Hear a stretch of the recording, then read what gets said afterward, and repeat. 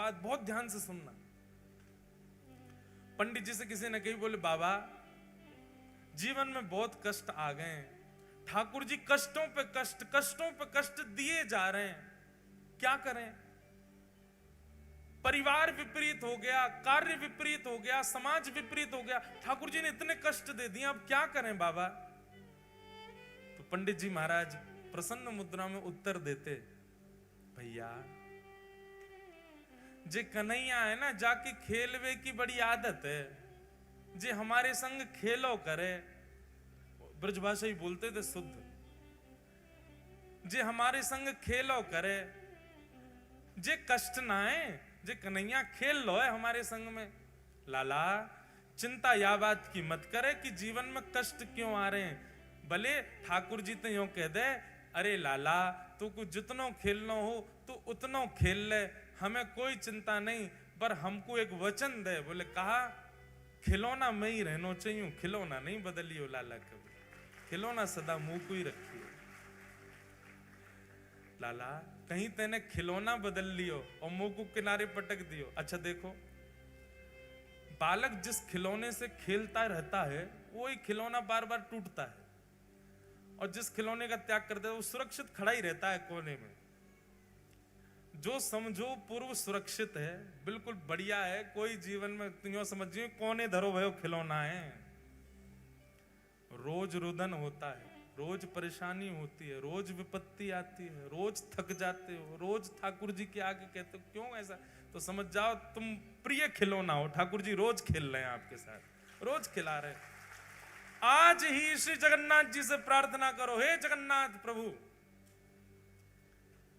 आप कितना भी खेल खेलो पर वचन दे के खेलो कि खिलौना मैं ही रहूंगा, खिलौना नहीं बदलना चाहिए। पंडित जी महाराज की वाणी, पंडित श्री गया प्रसाद जी महाराज। तो वही बात आ गई, सदन कसाई बोले जय जय खेल रहे हो, पहले प्रतिकार करवाया अब अपमान करवा, ठीक है आप खेल लो लेकिन वचन दो मेरे संग ही खेलना और किसी के संग नहीं। लेकिन सदन कसाई ने उस कन्या को स्वीकार नहीं किया, बोले तुम जो अपराध देना चाहो, जो दंड देना चाहो मुझे स्वीकार, पर तुम्हारे साथ नहीं रहूंगा मैं। कन्या ने हल्ला मचा दिया, पूरे नगर इकट्ठा हो गया, सब पकड़ करके सदन जी को राजा के पास ले गए और राजा से जाके कहा कि इसने इनके पति का वध कर दिया, ये कह के कि मैं संग में रहूंगा, और अब इस कन्या का भी त्याग कर दिया। राजा ने सदन कसाई से कहा क्यों भाई तुमने ऐसा किया?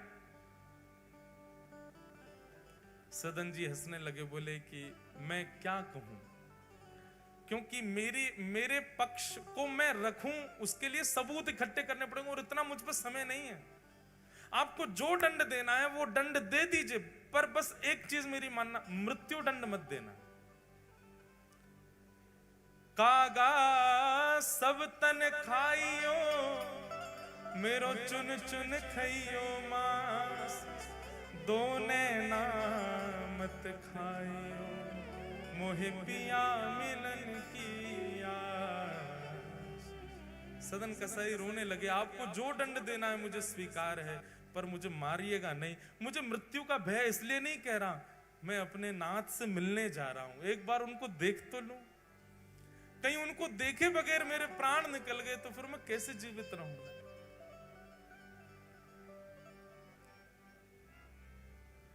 मीराबाई का एक पद है, बहुत सुंदर पद है, मुझे बहुत प्रिय लगता है।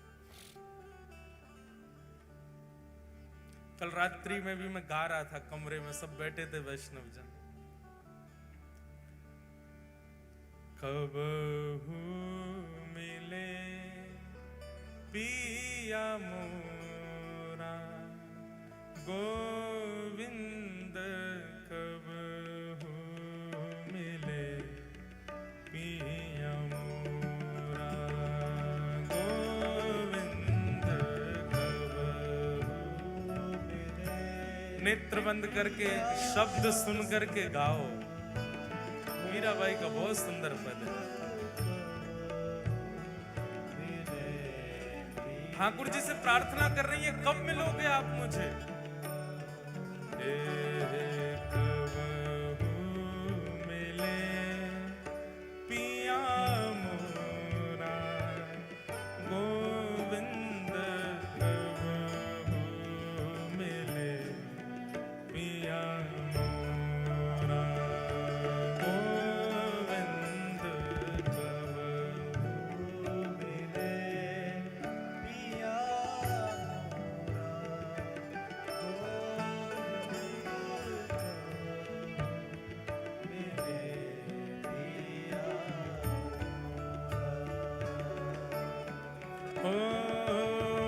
मिलवे को मोहे चाव घनेरो, मिलवे को मोहे चाव घनेरो, मिलवे को मोहे चाव घनेरो, मिलवे मोहे चाव घनेरो, हो कब देखूं मुख तोरा गोविंद, कब देखूं मुख तोरा गोविंद, कब मिले पिया पिया मोरा, पिया मोरा गोविंद, कब मिले पिया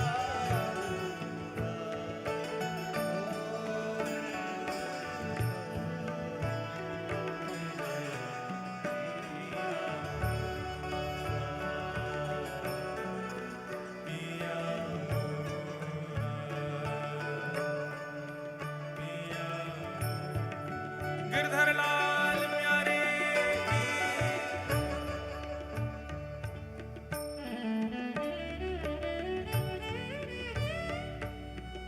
मीराबाई गा रहे हैं।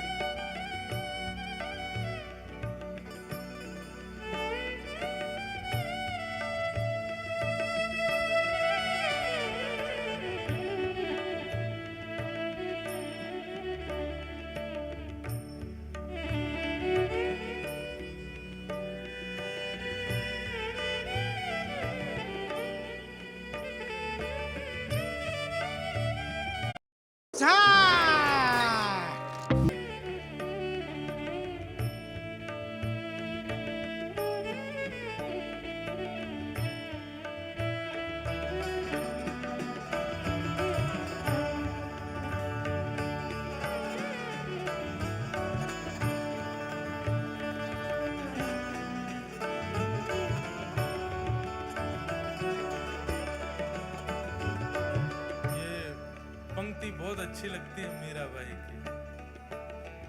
व्याकुल प्राण धरे नहीं धीरज,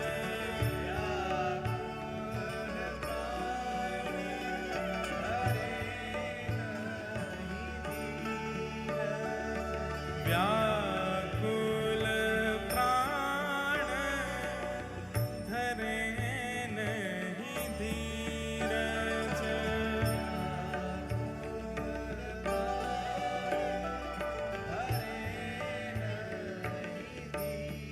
ओ मिल तू मीत सवेरा गोविंद, मिल तू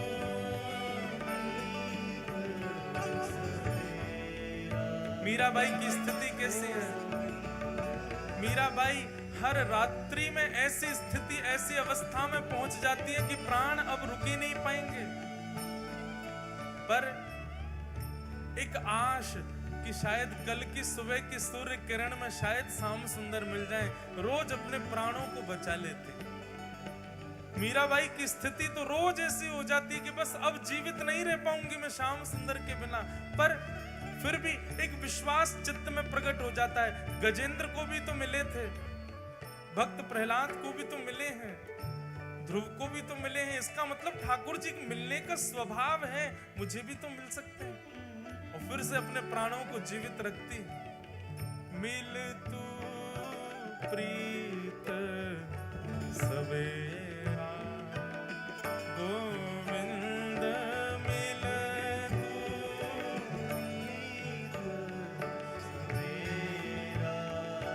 गोविंद, कब हो मिले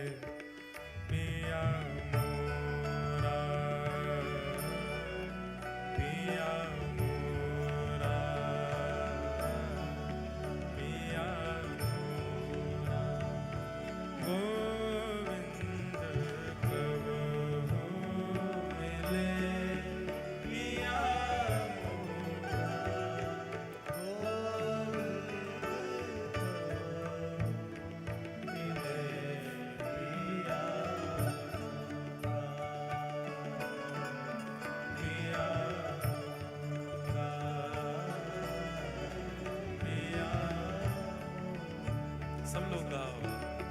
हे मीरा के प्रभु गिरधर नागर, मीरा के प्रभु गिरधर नागर, मीरा के प्रभु गिरधर नागर, मीरा के प्रभु गिरधर नागर, हे गिरधर नागर नटवर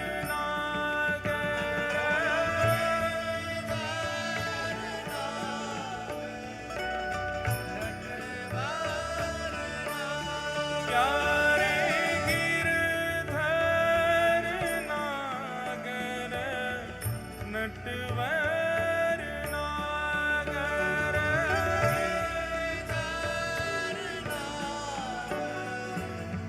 नटवर नागर, ओ मीरा के प्रभु गिरधर नागर, मीरा के प्रभु गिरधर नागर, ओ ताप तपन बहु तोरा गोविंद, ताप तपन बहु तोरा गोविंद, कबहु मिल पिया मोरा, पिया मोरा, पिया मोरा, गोविंद कबहु मिले पिया पिया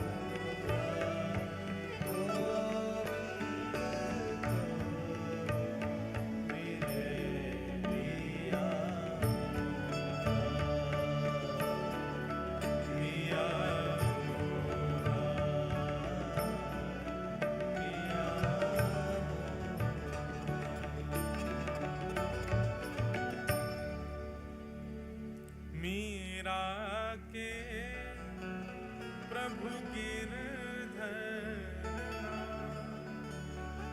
ताप तपन बहु तोरा गोविंद कबहु मिले पिया। बंधुओं, वैसे मीराबाई जैसा विरह किसी भक्त ने नहीं सहा। मीराबाई की एक पंक्ति में गाता हूं, कथा में इतनी प्रिय लगती है कि मीराबाई का स्वभाव था, उनको जब ठाकुर जी की याद आती थी ना तो 22 पत्र लिखती थी ठाकुर जी को। वो पत्र जाना कहीं नहीं है, वो रखे रहते थे। जैसे कोई संत आके 22 को प्रणाम करते तो पूछते कहाँ जा रहे हो, तो कहते हम वृंदावन जा रहे हैं। सारे पत्र दे देती उनको, बोले जितने मंदिर हैं सब जगह एक एक पत्र चढ़ाया ना मेरा।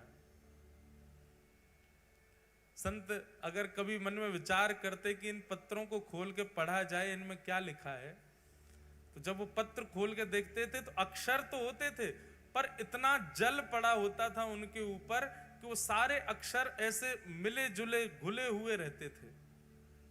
एक बार एक संत ने जाकर के मीराबाई से कहा, बोले कि मैंने तुम्हारे पत्र मंदिरों में दिए, वहां के मंदिर के सब पुजारी कहते हैं कैसे पत्र लाते हो, एक भी अक्षर समझ में तो आता नहीं है, पत्रों पर इतना पानी क्यों पड़ा होता है। मीराबाई कहते हैं वो पानी नहीं है तो पत्तियां मैं कैसे लिखूं, लिखी ही न जाए रे, पत्तियां मैं कैसे लिखूं, लिखी क्यों। बोले जब मैं लिखने बैठती हूँ मुझे इतनी याद आती है श्याम सुंदर की, गिरधर की, मेरे हाथ कांपते हैं, अक्षर में लिख नहीं पाती हूं।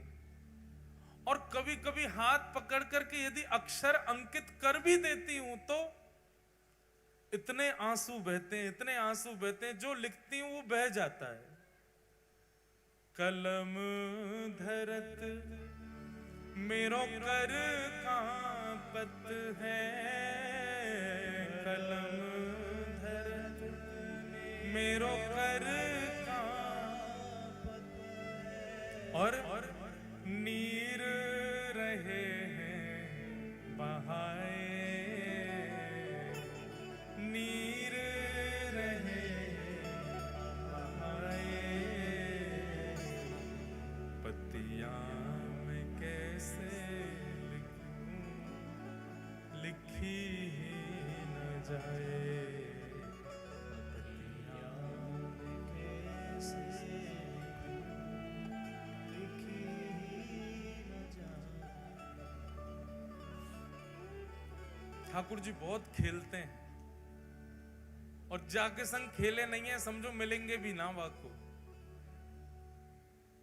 सदन कसाई ने कहा कि राजन आप जो दंड देंगे मुझे स्वीकार है, बस मुझे मारिएगा नहीं, और मृत्यु दंड भी अगर देना हो तो मैं दर्शन करके लौट आऊं तब दे देना। राजा बोला तुम्हारी बात मानेंगे, तुमको मारेंगे नहीं, लेकिन दंड तुमको छोटा मोटा नहीं देंगे। बोले क्या करना है? बोले इनके हाथ काट दो दोनों। सदन कसाई को जैसे ही पता चला हाथ काटने, वो तो नाचने लगे। राजा बोला तुम नाच क्यों रहे हो? बोले मैं जिनसे मिलने जा रहा हूं उनके भी हाथ नहीं है। अच्छा है मेरे भी काट दो। मैं तो सोच ही रहा था कि मैं उनके समान कैसे बनूं। आपने बढ़िया जल्दी हाथ काटो। खुशी खुशी सदन कसाई ने अपनी भुजा कटवा ली, और भुजा कटवा करके बोले नाथ अब मुझे विश्वास है कि आप मुझे बुला रहे हो, क्योंकि आपने अपने जैसा रूप प्रदान कर दिया मुझे।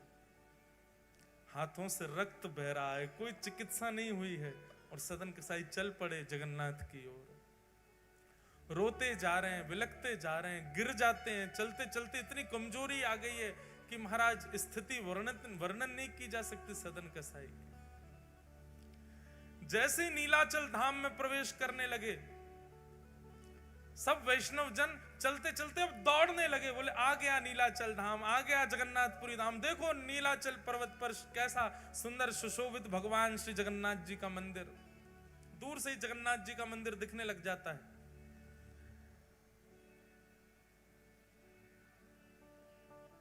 ब्रह्म वेदी पर खड़े श्री मंदिर में विराजमान श्री जगन्नाथ जी के नेत्रों में अश्रु आ गए, और ठाकुर जी अपनी ब्रह्म वेदी पर झूमने लगे। और झूमते झूमते पुजारियों ने जाके कहा जय जय, कहा बात है, आप इतने भावुक लग रहे हैं और ऐसे झूम रहे हैं, क्या बात है? बोले कि मेरा एक भक्त आया है, मुझसे मिलने के लिए आया, मेरे जैसा स्वरूप धारण करके आ रहा है, उससे मिलने की इच्छा में मैं बहुत प्रसन्न हो रहा हूं। तुम देरी मत करो, जल्दी पालकी लेकर के जाओ और पालकी ले जा करके उसको लेकर के आओ। अब पुजारियों को भी इतनी जल्दी मची कि ये पूछ के ही नहीं गए कि उसका नाम क्या है, उसका स्वरूप कैसा, पालकी लेके भाग गए। अब जहां से सब वैष्णव आ रहे थे वहां पालकी लेके खड़े हो गए। भैया जगन्नाथ जी ने पालकी भेजी है, जिस भक्त के लिए कोई भक्त आया है, वो जिस भक्त को जगन्नाथ जी ने बुलाया वो इस पर बैठ जाओ। वहां तो भीड़ लग गई पालकी पे चढ़ने वालों की। सब बोले हम सब आए हैं दर्शन करने। दूर खड़े सदन कसाई बोले ओहो भगवान ने पालकी भेजी, दिव्य कोई भक्त आया होगा जो उसके लिए पालकी भेजी है ठाकुर जी ने स्वयं। और वहां तो पालकी पर चढ़ने वालों की भीड़, सब एक दूसरे को फेंके पीछे, हम चढ़ेंगे, हम ज्यादा बड़े भक्त हैं, हम इतनी दूर से चढ़ के आए। जगन्नाथ जी ने किसी ने कहा मुझे स्वप्न दिया था, किसी ने कहा मुझे ये किया था, सब में होड़ लगी चढ़ने की। पुजारी बोले रुको हम पूछ के तो आए कि वो भक्त का रूप स्वरूप कैसा है। दौड़ करके गए, जाके कहा बोले भगवान आपने कहा वो आपके जैसा है, पर है कैसा वो तो बताओ। ठाकुर जी बोले जैसे मेरी भुजा नहीं है उसकी भी भुजा नहीं होंगी, उसको लेके आओ। तब दौड़ करके गए, हाँ भैया तुम में से भुजा जिसकी नहीं है उसके लिए पालकी आई है। अब सब कहें भुजा तो है भैया हमारे। तभी दूर पड़े थे कोने में, वो तो मार्ग पे चल भी नहीं रहे थे, नीचे उतर के चल रहे थे। नीचे पड़े सदन कसाई के दोनों भुजा नहीं। पुजारी गए, जाकर के सदन कसाई बोले तुम्हारे लिए पालकी भेजी है ठाकुर जी ने, क्योंकि ठाकुर जी ने संकेत किया मेरे जैसी भुजा है। सदन कसाई तो इतना रोए, बोले कितने भक्त वत्सल, कितने दयालु, कितने कृपालु श्री जगन्नाथ। पालकी पर पहले तो चढ़े नहीं, जबरदस्ती जब चढ़ाया रोने लगे। और जैसे श्री मंदिर के सामने जाकर के पालकी से उतारा गया, सिंह द्वार में जैसे प्रवेश करने लगे, पतित पावन भगवान का जैसे दर्शन किया, सदन कसाई वहीं लेट गए। और जैसे ही लेटे हाँ नाथ हाँ नाथ हाँ नाथ कहने लगे। जैसे ही लेट करके अपनी कटी हुई भुजाओं से दंडवत के लिए हाथ ऊपर किए, दोनों भुजाएं प्रकट हो गईं और सदन कसाई अपने पूर्व रूप में वापस आ गए। बोलो जगन्नाथ महाप्रभु की। पुजारी बोले भैया इसको तो कंधा पे उठा के ले चलो, जैसे जगन्नाथ जी को ले जाते हो वैसे ही जगन्नाथ जी की तरह उठा करके ऊपर ले गए। और ले जाकर के जैसे ही श्री मंदिर में प्रवेश किया, ठाकुर जी ब्रह्म वेदी पर खड़े खड़े सदन कसाई को देख करके झूमने लगे, आनंद में भर गए। और मानो पुजारियों से कहने लगे लेके आओ मेरे हृदय से लगाओ। और श्री जगन्नाथ जी ने मानो उसको हृदय। बंधुओं, जगन्नाथ जी एक ही भाव जानते हैं। बाह पसार के खड़े कि मैं सबको गले लगावे खड़ो, कोई लगावे वारो आवे तो सही, कोई वाह भाव से आवे तो सही। श्री ठाकुर जी सबको गले लगाने को खड़े। ऐसे महाप्रभु श्री जगन्नाथ जी सदन कसाई पर कृपा की। अनेक भक्तों के चरित्र हैं, अनेक भक्तों के भाव हैं जिन पर महाप्रभु श्री जगन्नाथ जी कृपा करते हैं। ऐसे जगन्नाथ महाप्रभु के श्री चरणों में हम बारंबार प्रणाम करते हैं। जगन्नाथ जगन्नाथ जगन्नाथ रक्षमा महाबाहो महाबाहो महाबाहो पाहि मां। ऐसे महाप्रभु अनेक दिव्य लीलाएं हैं महाप्रभु जगन्नाथ जी की, सबको हम प्रणाम मात्र करते हैं। इन 4 दिवस के सत्संग सत्र में श्री जगन्नाथ जी के प्राकट्य की कथा और सब भावों को हमने सुना। विश्राम कथा का हो रहा हो और श्री गीत गोविंद ना गाया जाए तो काम नहीं बने। हमने 2 गीत गोविंद के अष्टपदियां कथा में गाई। एक तो श्रुत कमला कुछ मंडल और दूसरी गाई धीर समीरे यमुना तीरे बसती बने बनमाली। आप सब लोग ये दोनों स्तुतियां याद करो तो हम हिसार आएंगे।